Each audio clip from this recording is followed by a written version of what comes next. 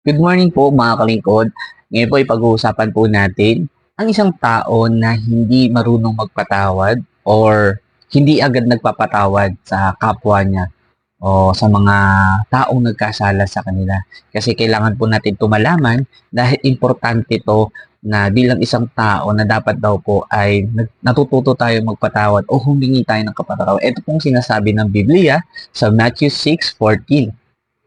Sapagkat kung pinatawad ninyo ang mga nagkasala sa inyo, patatawarin din kayo ng inyong Ama na nasa langit. Ngunit kung hindi ninyo pinapatawad ang inyong kapwa, hindi rin patatawarin ng inyong Ama ang inyong mga kasalanan.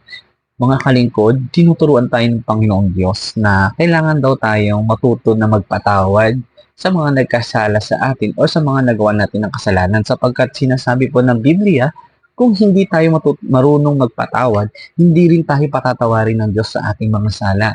Kaya importante po bilang isang tao na matuto tayong magpakumbaba na alam naman natin na hindi natin maiwasan na na makagawa ng hindi maganda sa kapwa. Pero kung nangingibabaw ang pagpapatawad at pagpapakumbaba, ang mga tao daw na marunong na magpatawad ay patatawarin din daw ng Diyos sa ating mga kasalanan.